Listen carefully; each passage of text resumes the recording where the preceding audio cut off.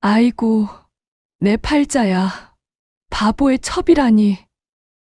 이렇게 사느니 차라리 죽고 말지. 치욕스러움의 은장도를 꺼내 목을 찌르려던 찰나 투박하고 거친 손이 그녀의 손목을 낚아챘습니다.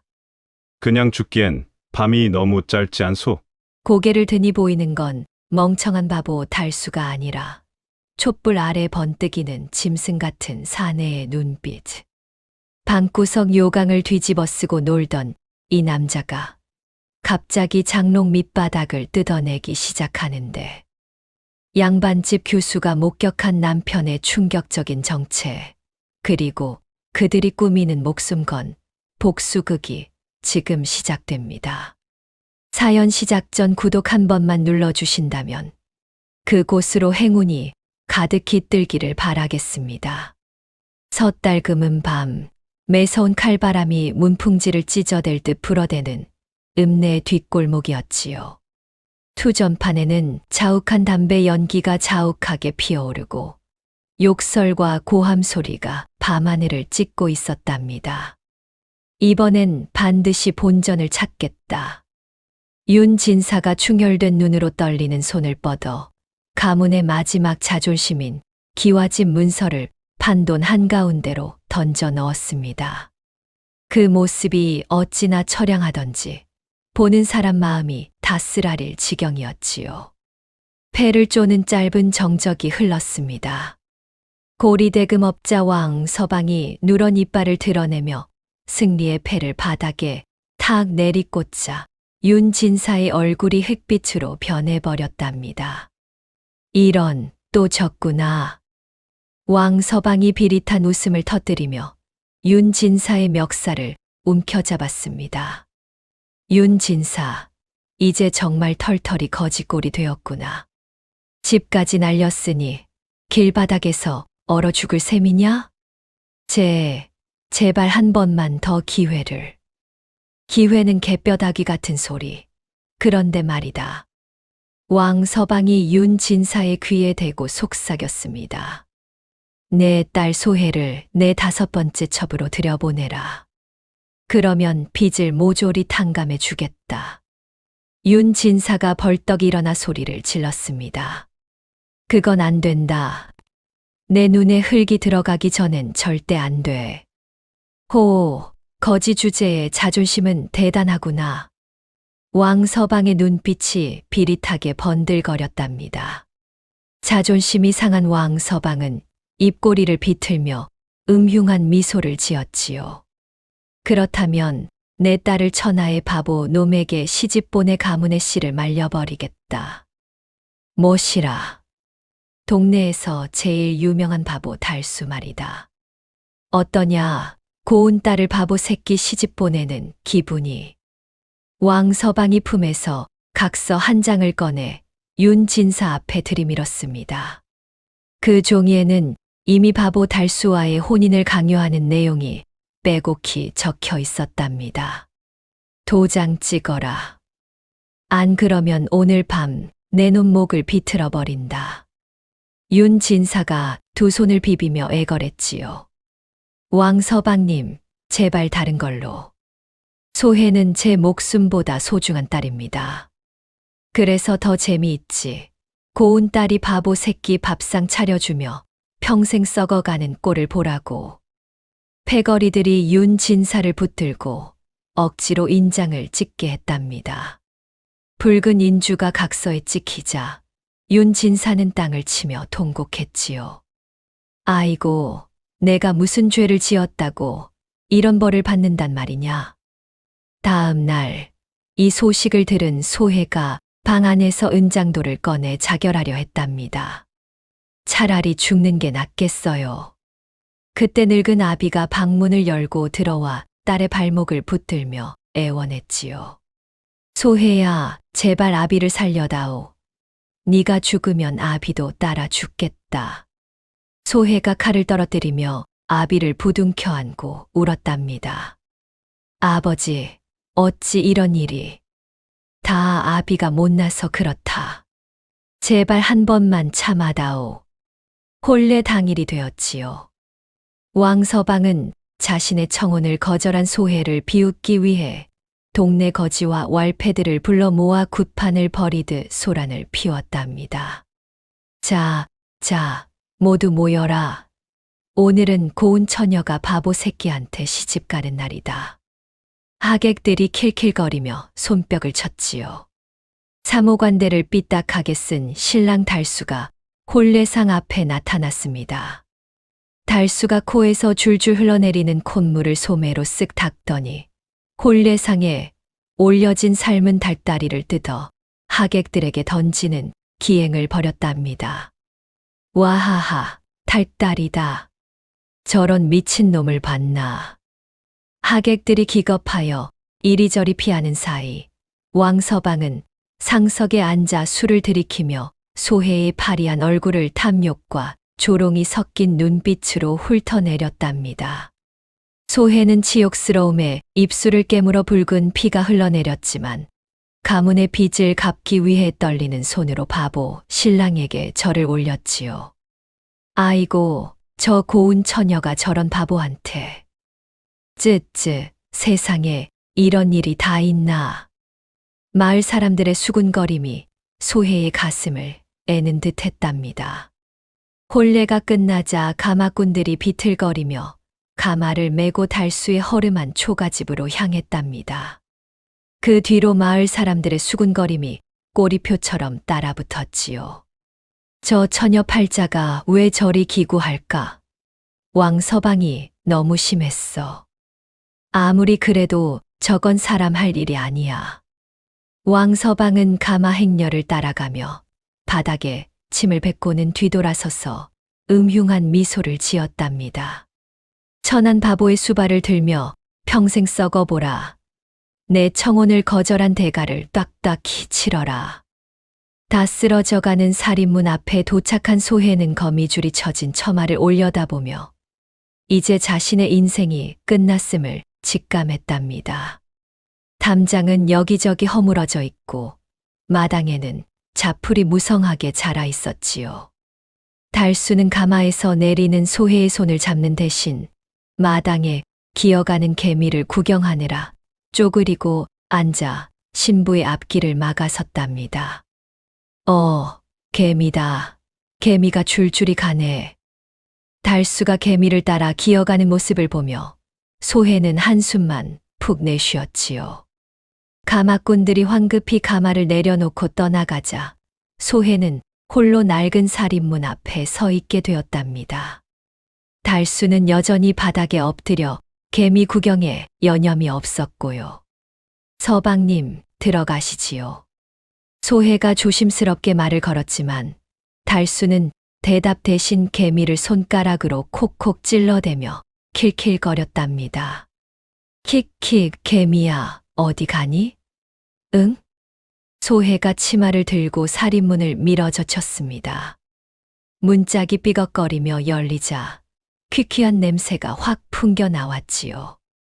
달수가 그제야 벌떡 일어나 소해 뒤를 따라왔답니다.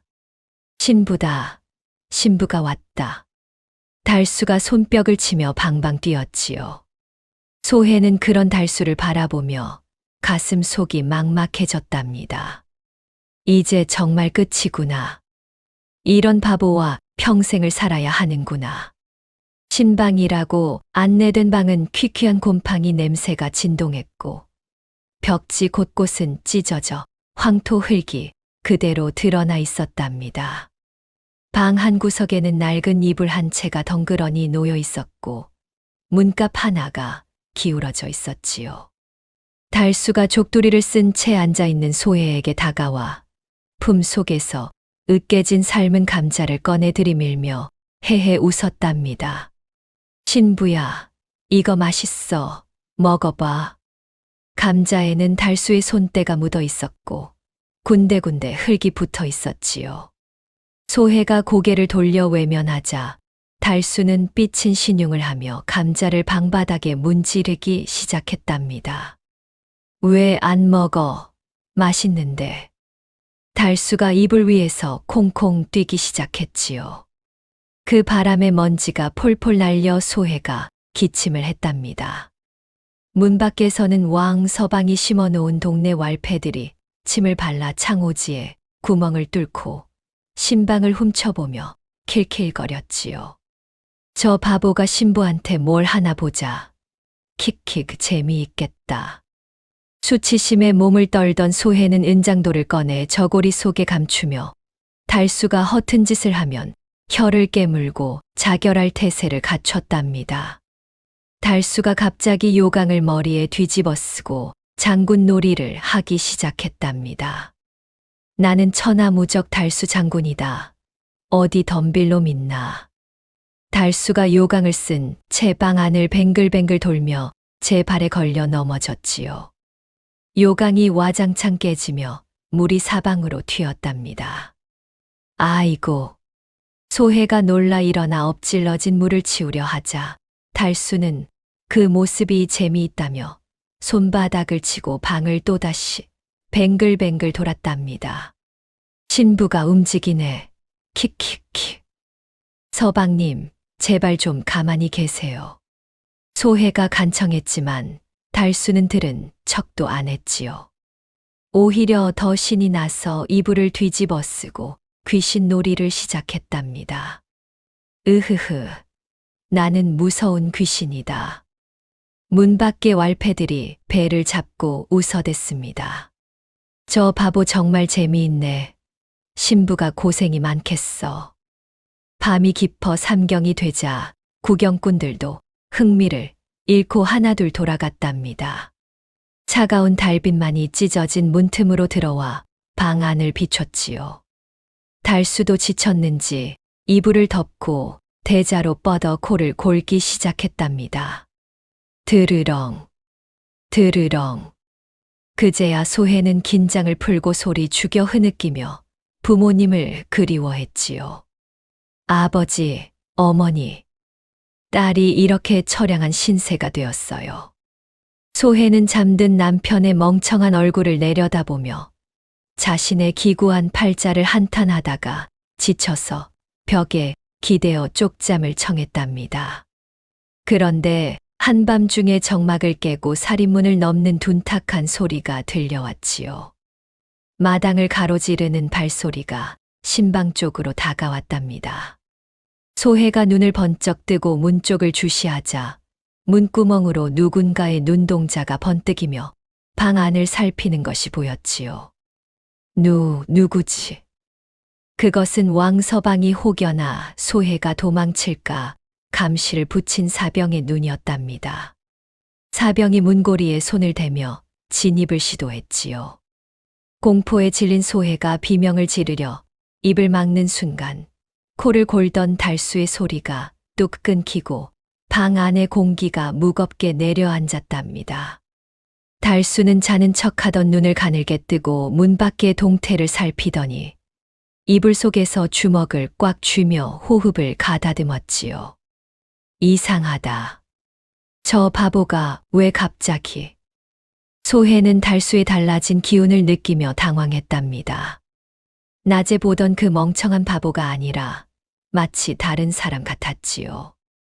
달수가 짐승처럼 날렵하게 몸을 일으켜 소혜의 입을 큰 손으로 막고 검지를 자신의 입술에 대어 침묵을 지시했답니다. 소혜가 눈이 휘둥그레져 반항하려 하자 달수는 평소의 구부정한 자세를 버리고 꼿꼿하게 허리를 펴며 위험 있는 기세를 뿜어냈지요. 그때 달수가 허리춤에서 칼집을 빼내어 문지방을 강하게 탁 쳤답니다. 마치 쥐가 지나가는 소리처럼 위장한 것이었지요. 밖에 감시자가 인기척이 사라지자 발기를 돌리는 소리가 들렸답니다. 감시자가 사라진 것을 확인한 달수는 낡은 문갑 밑바닥을 뜯어내고 그 아래 숨겨져 있던 긴 검은색 괴짝을 꺼냈지요. 소혜는 숨을 죽이고 그 광경을 지켜보았답니다. 괴짝이 열리자 서슬퍼런 장검과 왕명이 적힌 밀지가 촛불 빛을 받아 영롱하게 빛났고 소혜는 깜짝 놀라 숨을 들이켰지요. 달수가 꼬질꼬질한 저고리를 벗어던지고 그 안에 감춰져 있던 단단한 근육과 흉터투성이의 상체를 드러냈답니다. 그는 익숙한 손놀림으로 하얀 천에 기름을 먹여 겁나를 닦았고 그 모습은 낮에 보던 바보가 아닌 전쟁터의 장수와 같았답니다. 소해가 떨리는 목소리로 정체를 묻으려 하자 달수는 날카로운 눈빛으로 소해를 응시하며 낮은 목소리로 경고했지요. 내 이름은 이정훈. 왕명을 받고 잠입한 감찰이요. 허나 내 정체가 새어나가면 당신과 내 목숨 모두 오늘 밤 끝장날 것이요.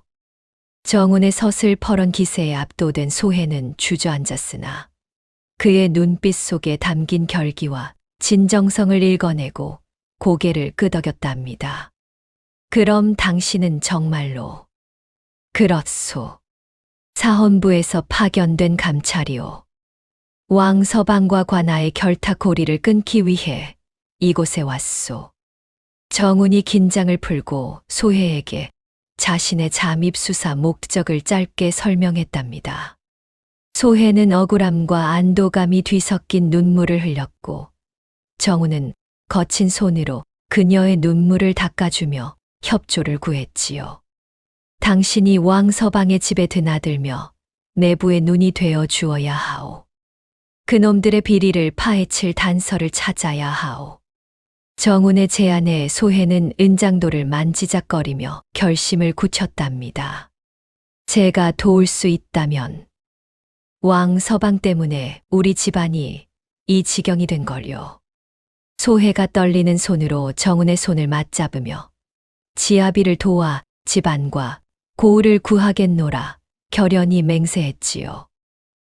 좋소. 하지만 낮에는 절대 내 정체를 드러내면 안 돼요. 나는 여전히 바보 달수여야 하고 당신은 그런 남편을 돌보는 불쌍한 아내여야 하오.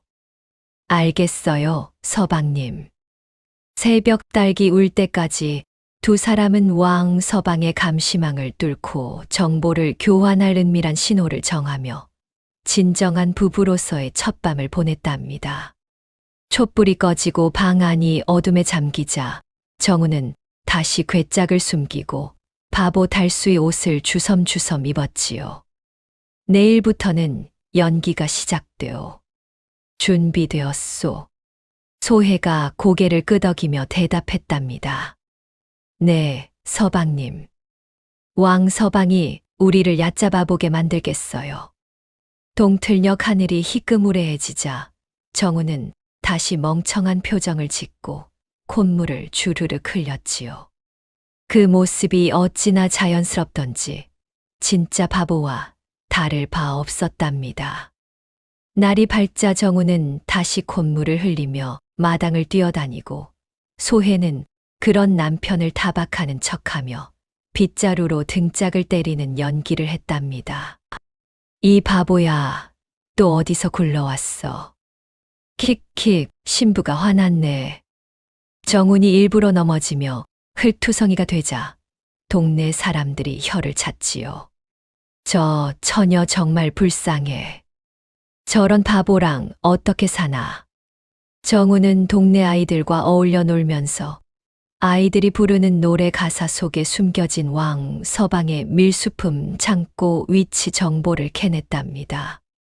달구야 달구야, 어디 가니 나루터 뒤쪽 물방아간에 쌀독에 보물이 숨어 있다네.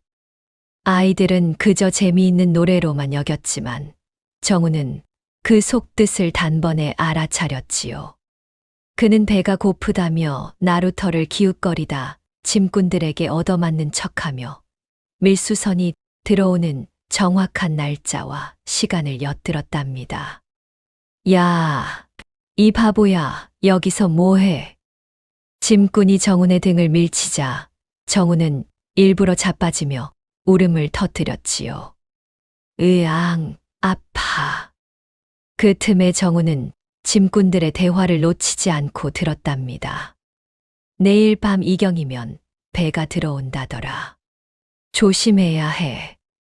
요즘 관가에서 눈독 들이고 있다던데. 한편 소해는 왕 서방의 집에 허드레시를 자청하고 들어가 빨래를 해주는 척하며 안채의 구조와 경비병들의 동선을 파악했답니다. 소해가 왔구나. 어서 들어와라. 왕 서방의 본부인이 소해를 맞았지요. 마님, 빨래를 좀 도와드리겠어요. 고맙구나. 내 남편이 바보라니 참 안 됐다. 소해는 고개를 숙이며 슬픈 표정을 지었답니다. 팔자소관이지요. 그래도 하늘이 내려주신 인연이니까요. 빨래를 널며 소해는 왕 서방의 첩들이 나누는 대화를 엿들었지요.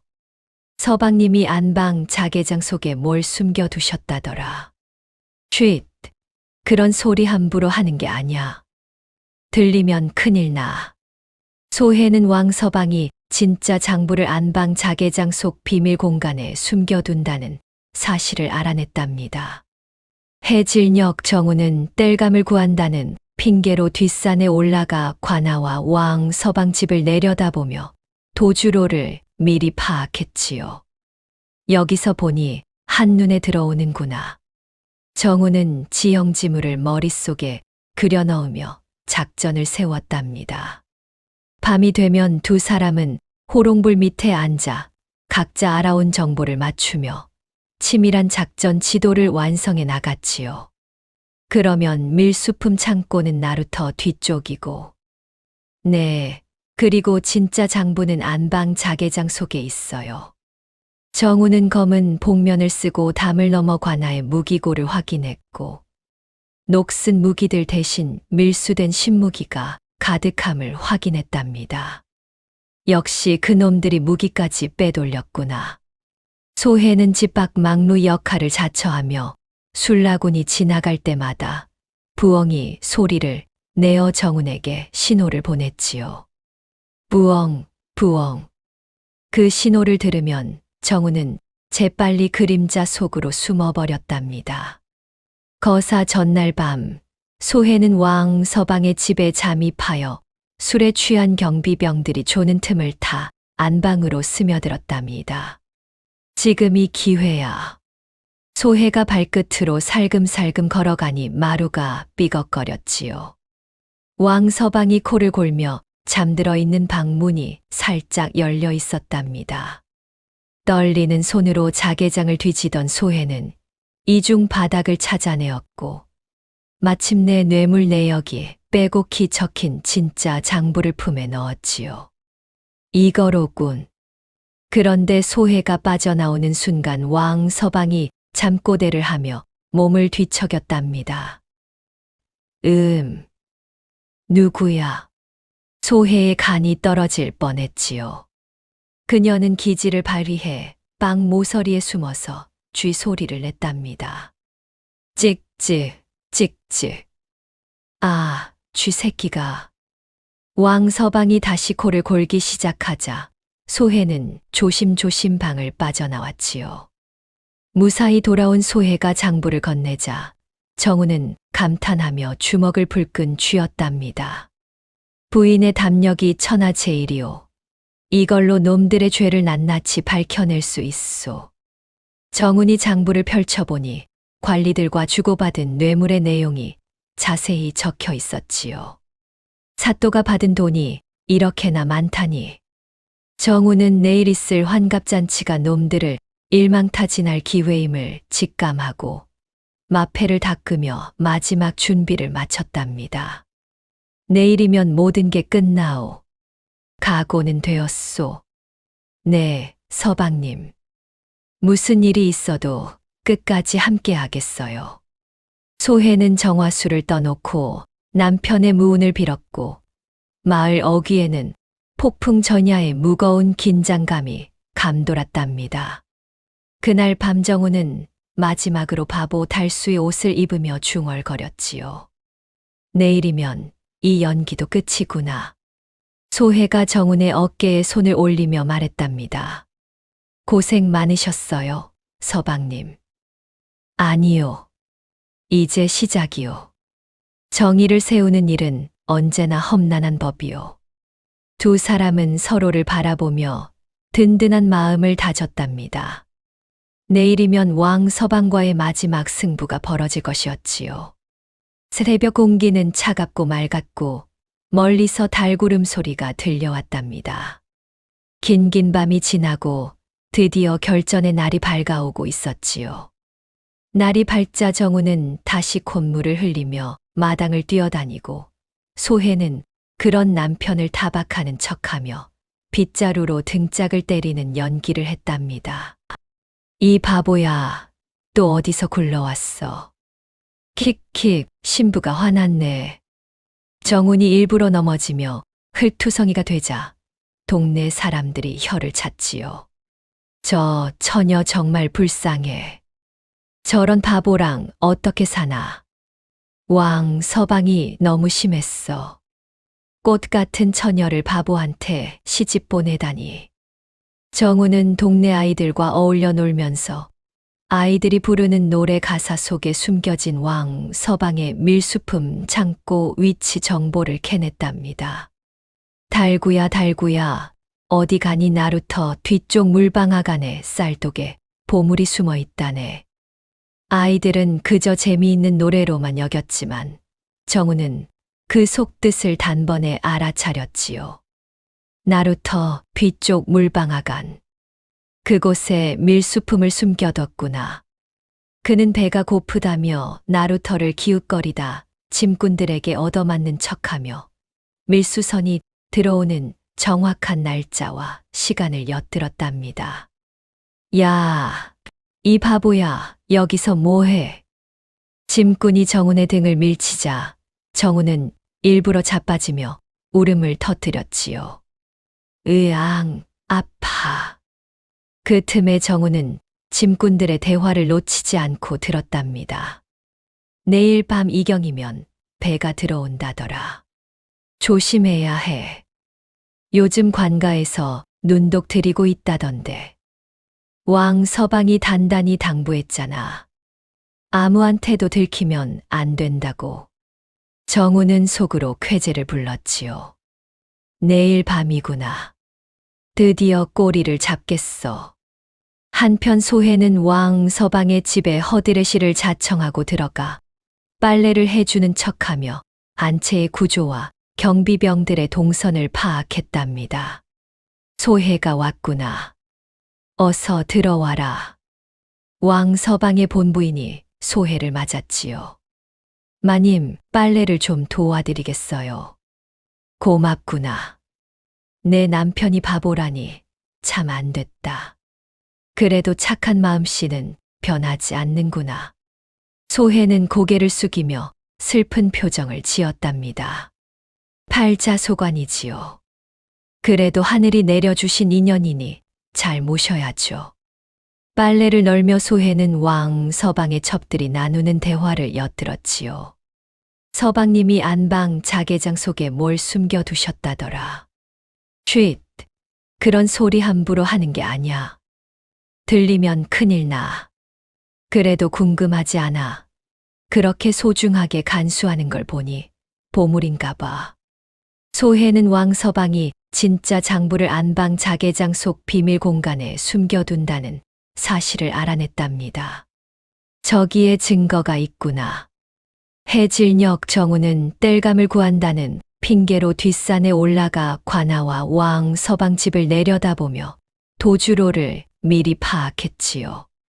여기서 보니 한눈에 들어오는구나.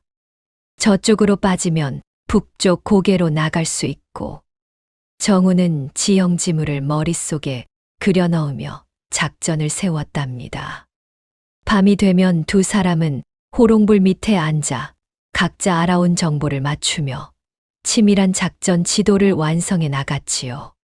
그러면 밀수품 창고는 나루터 뒤쪽이고, 네, 그리고 진짜 장부는 안방 자개장 속에 있어요.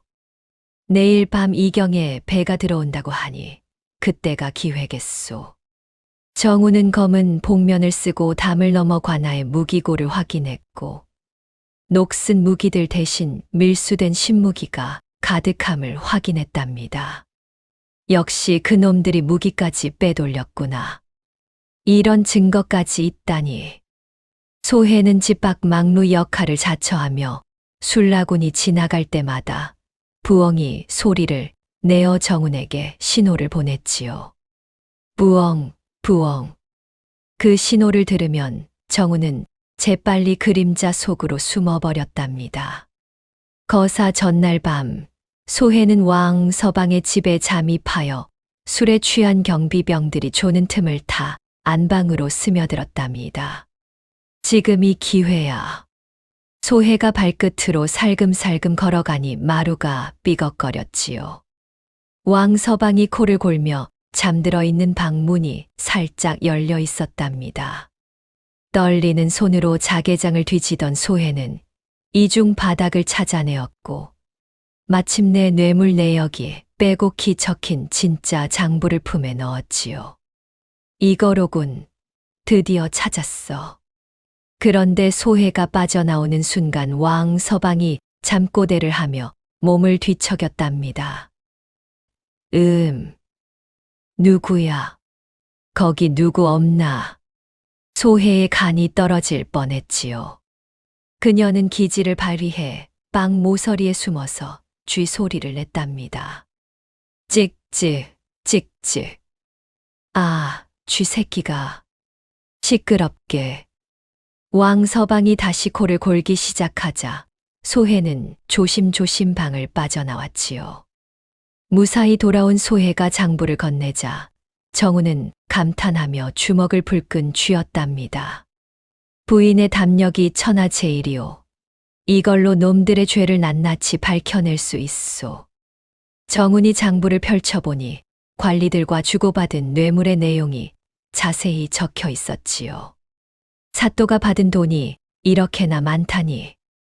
백성들 세금을 이렇게 빼돌렸구나. 정우는 내일 있을 환갑잔치가 놈들을 일망타진할 기회임을 직감하고 마패를 닦으며 마지막 준비를 마쳤답니다. 내일이면 모든 게 끝나오. 각오는 되었소. 네, 서방님. 무슨 일이 있어도 끝까지 함께 하겠어요. 소해는 정화수를 떠놓고 남편의 무운을 빌었고 마을 어귀에는 폭풍 전야의 무거운 긴장감이 감돌았답니다. 그날 밤 정우는 마지막으로 바보 달수의 옷을 입으며 중얼거렸지요. 내일이면 이 연기도 끝이구나. 드디어 정의를 세울 때가 왔어. 소해가 정운의 어깨에 손을 올리며 말했답니다. 고생 많으셨어요. 서방님. 아니요. 이제 시작이요.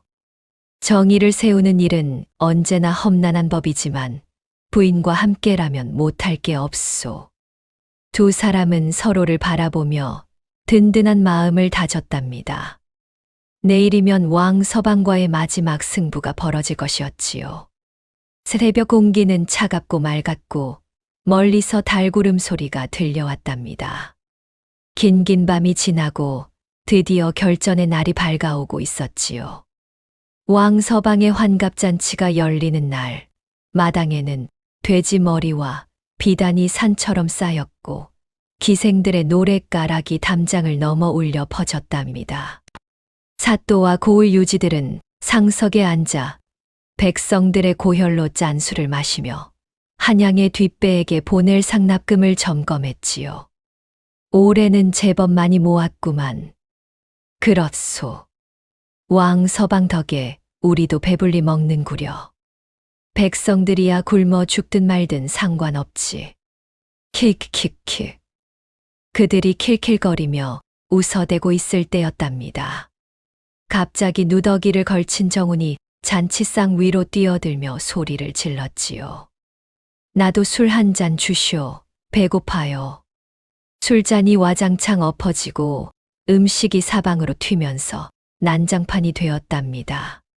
기름에 튀긴 생선이 사또의 관복에 철퍽 달라붙었지요. 이 미친놈이 어디서 굴러들어왔어. 왕 서방이 노발대발하며 하인들에게 멍석마리를 지시하자 몽둥이를 든 사병들이 정운을 에워싸고 위협했답니다. 저 바보 새끼를 당장 끌어내라. 잔치를 망쳐놨어. 사또가 얼굴을 붉히며 고함을 쳤답니다. 저 미친놈의 다리를 분질러라. 감히 관가의 잔치를 망치다니. 사병 하나가 몽둥이를 휘둘러 정운을 내리쳤는데 정운은 날아오는 몽둥이를 맨손으로 딱 잡고 단숨에 꺾어버렸답니다. 사병들이 깜짝 놀라 뒤로 물러섰지요. 바보 달수가 어떻게 그런 힘을 낼 수 있단 말입니까? 저놈이 바보가 아니야. 위협을 느낀 왕서방은 품속에서 한양대감과 주고받은 밀서를 꺼내 증거 인멸을 위해 급히 아궁이 불 속으로 던져 넣었답니다. 태워버려라. 어서. 밀서가 활활 타오르며 재가 되어 날아갔지요.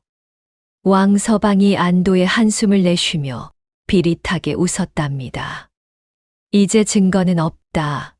내 놈이 뭘 할 수 있겠어. 바로 그 찰나 소해가 군중 속에서 걸어 나오며 높이 외쳤지요. 태우려면 이것도 태워보시지. 소해는 어젯밤 훔쳐온 진짜 장부를 정운에게 던졌고 정운은 그것을 낚아채 높이 들어 보였답니다. 이게 뭐냐? 진짜 장부요. 당신들의 비리가 다 적혀 있소. 왕서방의 얼굴이 흙빛으로 변했지요. 저것은 어디서? 정운이 누더기를 찢어발기자 그 안에서 관복과 함께 찬란하게 빛나는 마패가 드러나 모두의 눈을 멀게 했답니다. 사또가 벌떡 일어나며 소리쳤지요. 저것은 암행어사 출두야. 정운의 사자후가 터지자 대기하고 있던 역졸들이 담을 부수고 들이닥쳐 사병들을 제압했답니다. 꼼짝 마라. 모두 엎드려라. 혼비백산한 양반들은 신발도 신지 못한 채 도망치다 서로 엉켜 넘어졌고 기생들은 비명을 지르며 상 밑으로 숨었지요. 살려주세요. 저희는 모르는 일이에요. 정운은 장부를 펼쳐 사또와 왕 서방의 죄목을 낱낱이 읊었답니다. 사또 김모는 뇌물 300냥을 받고 세금을 깎아주었고 왕 서방은 밀수품을 관아에 납품하여 폭리를 취했도다. 또한 무기를 빼돌려 사병을 기르고 백성들의 곡식을 횡령하여 제 배만 불렸도다. 백성들은 그들의 죄상이 드러날 때마다 분노의 함성을 질렀지요. 저 도둑놈들, 우리 피땀으로 살쪘구나. 벌을 받아라. 포승줄의 굴비처럼 엮인 탐관오리들을 보며 담장 밖에서 구경하던 백성들은 꽹과리를 치며 환호성을 질렀답니다. 소해의 아비 윤진사는 사위가 암행어사라는 사실에 입을 다물지 못하고 털썩 주저앉아 통곡했지요. 아이고, 내 사위가 어사라니. 내가 뭘 한 거야. 바보라고 생각했는데. 이럴 수가. 정운이 윤진사 앞에 다가가 부축하며 말했답니다. 장인어른, 이제 모든 게 끝났습니다. 사위야, 미안하다. 아비가 못나서 딸을 고생시켰구나. 그런데 승리에 취해 있는 그 순간 포박당하던 왕 서방이 은밀한 손짓을 보냈답니다. 숨어있던 정체불명의 자객들이 움직이기 시작했지요. 아직 끝나지 않았다. 왕 서방이 비릿하게 웃으며 소리쳤답니다. 갑자기 사방에서 검은 복면을 쓴 자객들이 나타나 연막탄을 터뜨렸지요. 자욱한 연기가 잔칫마당을 뒤덮으며 아수라장이 벌어졌답니다. 공격이다. 어사님을 지켜라. 정운이 칼을 뽑아 자객들과 맞서는 사이 왕 서방의 포승줄이 끊어졌답니다. 미리 숨겨둔 칼날로 밧줄을 자른 것이었지요. 이정운, 이번엔 내 놈이 죽는다. 연기 속에서 난투가 벌어지는 사이 왕 서방은 소해를 향해 달려들었답니다. 모든 것의 원흉인 소해를 잡아 인질로 삼으려는 속셈이었지요. 소해. 정운이 소리쳤지만 이미 늦었답니다. 소해는 왕 서방에게 붙잡혀 사라져 버렸지요. 연기가 거치고 나니 왕 서방과 소해의 모습은 온데간데 없었답니다. 정운이 사방을 둘러보며 소해의 이름을 불렀지요. 소해, 소해야. 하지만 대답은 바람 소리뿐이었답니다. 바닥에는 소해가 떨어뜨린 비녀 하나가 굴러다니고 있었고, 마당 뒤편으로 향하는 발자국이 어렴풋이 남아 있었지요. 어사님, 추격하겠습니다. 역졸들이 말했지만 정우는 고개를 저었답니다. 아니다. 왕 서방이 소해를 데리고 어디로 갔는지 모르는 상황에서 함부로 움직이면 위험하다.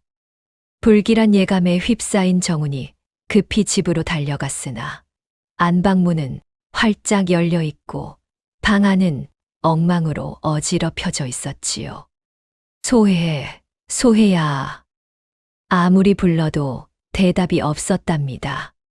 방바닥에는 소해의 찢어진 옷고름과 함께 종이 한 장이 단검에 꽂혀 있었지요. 정운이 떨리는 손으로 그 종이를 펼쳐보니 이런 글이 적혀 있었답니다. 장부를 들고 뒷산 성황당으로 혼자 오라. 해가 지기 전에 오지 않으면 내 아내의 목을 친다. 정운의 주먹이 불끈 쥐어졌지요. 이 개 같은 놈들이. 정운은 관군을 동원하면 인질이 된 소해가 위험할 것을 직감했답니다. 혼자 가는 것이 함정인 줄 뻔히 알면서도 소해를 구하기 위해서는 어쩔 수 없었지요. 정우는 장검 한 자루만 챙겨 홀로 칠흑 같은 산길을 내달렸답니다. 해는 이미 서산으로 기울어 가고 있었고 뒷산으로 오르는 길은 험하고 가팔랐지요. 정운의 가슴은 조급함과 분노로 터질 것 같았답니다. 소해야, 제발 무사해야 한다. 폐허가 된 성황당에는 으스스한 바람 소리와 함께 까마귀 떼가 울어댔고 썩은 나무 기둥에 소해가 꽁꽁 묶여 있었답니다. 서방님. 소해는 입에 재갈이 물린 채 필사적으로 고개를 저으며 정운에게 함정이니 오지 말라는 눈빛을 보냈지요. 어둠 속에서 왕 서방이 나타나 소해의 목에 시퍼런 칼을 겨누며 정운에게 장부를 넘기고 무릎을 꿇으라고 협박했답니다. 이정운, 장부를 내놔라. 안 그러면 인연의 목을 따버린다. 왕 서방의 칼날이 소해의 목에 닿자 가느다란 핏줄이 맺혔지요. 왕 서방, 인지를 놓고 당당히 승부하자. 당당히, 웃기는 소리. 나는 이미 죽을 몸이다. 최소한 너라도 함께 지옥으로 끌고 가겠어. 정운이 장부를 바닥에 던지고 칼을 내리자 숲속에 매복해 있던 수십 명의 사병들이 그물과 몽둥이를 들고 튀어나왔답니다. 이놈을 잡아라. 정운은 맨주먹으로 사병들과 맞서 싸웠으나 수적 열쇠에 밀려 어깨와 허벅지에 깊은 상처를 입고 피를 흘렸지요. 으아. 소해가 눈물을 흘리며 정운을 바라보았답니다. 어사님. 왕 서방은 피투성이가 된 정운을 보며 광기 어린 웃음을 터뜨렸고 소해는 묶인 손목이 까지도록 밧줄을 비틀었답니다. 격투 중에 사병 하나가 던진 단검이 빗나가 소해가 묶인 나무 기둥에 깊이 박혔지요. 소해는 고통을 참으며 등 뒤의 기둥에 박힌 단검 날의 밧줄을 문질러 한 올 한 올 끊어내기 시작했답니다. 꼭 빠져나가야 해. 서방님을 도와야 해. 정운이 사병들에게 둘러싸여 위험에 처한 순간 왕 서방이 정운의 숨통을 끊으려 칼을 높이 쳐들었답니다. 이제 끝이다. 이정운. 바로 그때 밧줄이 툭 하고 끊어지는 소리와 함께 소해의 눈빛이 결연하게 빛났지요. 왕 서방이 칼을 내리꽂으려는 찰나 밧줄을 푼 소해가 바닥에 흙과 모래를 한 줌 쥐어 왕 서방의 눈에 뿌렸답니다. 으악.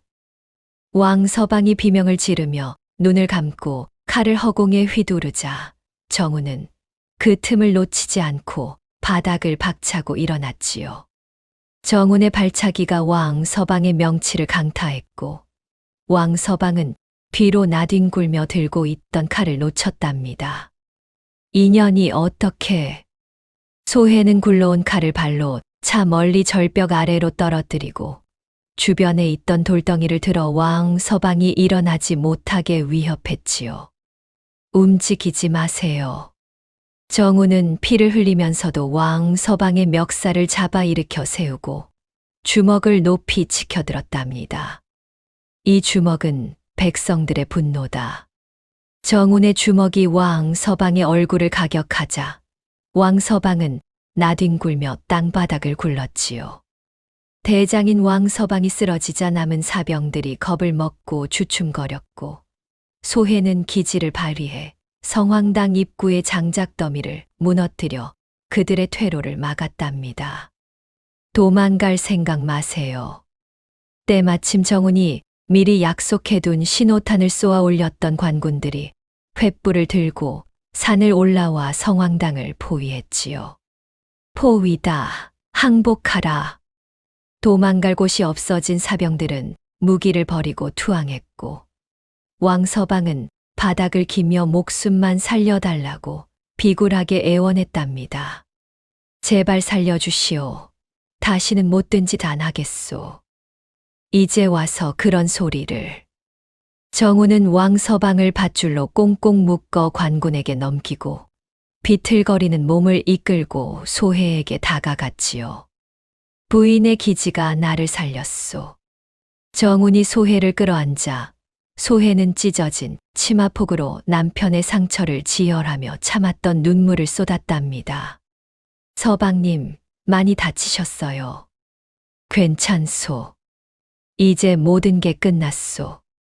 마을 사람들은 왕 서방을 짐승처럼 묶어 끌고 내려갔고 그 모습에 묵은 체증이 내려가는 듯 환호했지요. 저 악질을 봐라. 드디어 벌을 받는구나. 만세, 만세. 정운과 소해는 서로를 부축하며 산을 내려왔고 동트기 시작한 하늘은 붉게 타오르며 그들의 승리를 축하했답니다. 마을 입구에 도착하자 기다리던 노인들과 아이들이 달려나와 두 사람의 손을 잡고 만세를 불렀지요. 어사님 만세, 소해 누님 만세. 악질들이 다 잡혔다. 소해의 아비 윤진사는 피투성이가 된 사위와 딸을 보고 땅을 치며 후회의 눈물을 흘렸답니다. 내가 죄인이야. 내가 못난 아비라서 딸을 고생시켰구나. 장인어른, 이제 그런 말씀 마시오. 모든 게 잘 끝났지 않습니까? 정운이 윤진사를 부축하며 위로했지요. 정운은 마을 사람들을 향해 고개를 숙여 감사를 표했고 소해는 비로소 편안한 미소를 지으며 긴 숨을 내쉬었답니다. 이제 정말 끝났구나. 마을 어귀에는 축제 분위기가 한창이었지요. 왕 서방 때문에 고통받던 백성들이 드디어 해방된 것입니다. 이제 우리도 편히 살 수 있겠어. 어사님 덕분이야. 아이들은 정운과 소해 주위를 뱅글뱅글 돌며 춤을 췄고 어른들은 감격의 눈물을 흘렸답니다. 정운이 소해의 손을 잡으며 말했지요. 부인이 없었다면 불가능한 일이었소. 아니에요, 서방님. 저야말로 서방님을 만나 진정한 삶을 찾았어요. 두 사람은 서로를 바라보며 미소를 지었답니다. 이제 진짜 부부가 된 것이지요. 그날 밤 마을에서는 큰 잔치가 벌어졌답니다. 왕 서방이 착취했던 곡식과 재물이 백성들에게 골고루 나눠지자 마을에는 오랜만에 웃음꽃이 피었지요. 이제 우리도 배불리 먹을 수 있겠어. 아이들 굶기지 않아도 되겠구나. 윤진사는 멍석을 깔고 앉아 자신의 지난 과오를 뼈저리게 뉘우치며 딸과 사위 앞에 무릎 꿇고 용서를 빌었답니다. 소혜야, 사위야. 아비가 잘못했다. 노름의 눈이 멀어 딸을 고생시켰구나. 소혜는 아비를 일으켜 세우며 따뜻하게 말했지요. 이제 그런 말씀 마세요, 아버지. 다시는 노름에 손대지 않으시겠다고 약속만 해 주세요. 윤 진사가 혈서를 쓰며 맹세하자 소혜는 따뜻한 국밥 한 그릇을 대접하며 용서했답니다. 정우는 마당 한가운데에 자신이 입었던 바보 달수의 헌 옷과 가발을 쌓아놓고 불을 질러 태워버렸지요. 활활 타오르는 불길 속에서 바보 달수는 연기와 함께 사라지고 늠름한 이정훈 어사만이 남아 마을 사람들의 배웅을 받았답니다. 이제 진짜 제 모습으로 살 수 있게 되었소. 마을 사람들은 십시일반으로 모은 돈으로 두 사람에게 귀한 비단옷과 떡을 선물하며 석별의 정을 나누었지요. 어사님, 소혜 누님 번강하세요. 우리 은혜 평생 잊지 않겠어요. 한양으로 떠나는 날, 소혜는 고운 가마에 오르고 정우는 백마 위에 올라 그 옆을 호위했답니다. 아이들은 달수 형님, 아니 어사 나으리 만세를 외치며 마을 어귀까지 쫓아와 손을 흔들었지요. 소혜가 가마 창문을 열고 멀어지는 고향 집과 마을 사람들을 바라보자 눈가에 아련한 눈물이 맺혔답니다. 정우는 소혜에게 미소를 지어 보이며 든든하게 앞길을 인도했지요. 이제 고생 끝 행복 시작이요, 부인. 네, 서방님. 정말 꿈만 같아요. 한양에 도착한 두 사람은 임금께 그간의 공을 인정받아 정우는 높은 벼슬을 하사받고 소혜는 정경 부인의 칭호를 받았답니다. 부부는 가난한 백성들을 돕는 일에 앞장섰고 슬하의 자녀를 많이 두고 대대손손 복을 누리며 살았지요. 세월이 흘러도 그 마을에서는 콧물을 흘리는 바보를 보면 혹시 암행어사가 아닐까 하여 함부로 대하지 않는다는 전설이 생겨났답니다. 사람 팔자 시간 문제요. 겉만 보고 판단하지 말라는 교훈과 함께 말이지요. 왕 서방과 부패한 사또는 형틀에 매여 곤장을 맞고 재산을 몰수당한 채 1000리박 외딴 섬으로 유배를 떠나는 처량한 신세가 되었답니다. 아이고 살려주세요. 다시는 그런 짓 안 하겠습니다. 하지만 이미 때는 늦었지요. 수레에 실린 그들의 모습을 보며 백성들은 속이 시원하다며 손뼉을 쳤답니다. 관아 창고가 열리고 왕 서방이 착취했던 곡식과 재물이 백성들에게 골고루 나눠지자 마을에는 오랜만에 웃음꽃이 피었지요. 이제야 제대로 된 세상이 왔구나. 우리 아이들 배불리 먹일 수 있겠어. 새로 부임한 사또는 정직하고 청렴한 분이어서 백성들의 고충을 하나하나 들어주며 선정을 베풀었답니다. 윤 진사는 멍석을 깔고 앉아 자신의 지난 과오를 뼈저리게 뉘우치며 딸과 사위 앞에 무릎 꿇고 용서를 빌었지요. 소혜야, 사위야. 아비가 잘못했다. 노름의 눈이 멀어 딸을 바보한테 시집 보내려 했으니 이 어찌 아비 노릇을 했다 하겠느냐. 소혜는 아비를 일으켜 세우며 다시는 노름에 손대지 않겠다는 혈서를 받고 따뜻한 국밥 한 그릇을 대접하며 용서했답니다. 아버지, 이제 그런 말씀 마세요. 모든 게 하늘의 뜻이었어요. 정우는 마당 한가운데에 자신이 입었던 바보 달수의 헌 옷과 가발을 쌓아놓고 불을 질러 태워버렸지요. 타오르는 불길 속에서 바보 달수는 연기와 함께 사라지고 늠름한 이정훈 어사만이 남아 마을 사람들의 배웅을 받았답니다. 이제 더 이상 바보 행세는 안 해도 되겠소. 마을 사람들은 십시일반으로 모은 돈으로 두 사람에게 귀한 비단옷과 떡을 선물하며 석별의 정을 나누었지요. 어사님 덕분에 우리가 살았어요. 평생 은혜 잊지 않겠습니다. 한양으로 떠나는 날, 소해는 고운 가마에 오르고 정우는 백마 위에 올라 그 옆을 호위했답니다. 아이들은 달수 형님, 아니 어사 나으리 만세를 외치며 마을 어귀까지 쫓아와 손을 흔들었지요. 소해가 가마 창문을 열고 멀어지는 고향 집과 마을 사람들을 바라보자 눈가에 아련한 눈물이 맺혔답니다. 정우는 소해에게 미소를 지어 보이며 이제 고생 끝 행복 시작이라며 든든하게 앞길을 인도했지요. 한양에 도착한 두 사람은 임금께 그간의 공을 인정받아 정우는 높은 벼슬을 하사받고 소해는 정경 부인의 칭호를 받았답니다. 경의 공로가 참으로 크도다. 백성들을 위해 목숨을 걸고 임무를 완수하였으니 마땅히 상을 내려야겠다. 임금님께서 직접 정운에게 금관을 씌워주시며 치하하셨지요. 부부는 가난한 백성들을 돕는 일에 앞장섰고 스라의 자녀를 많이 두고 대대손손복을 누리며 살았답니다.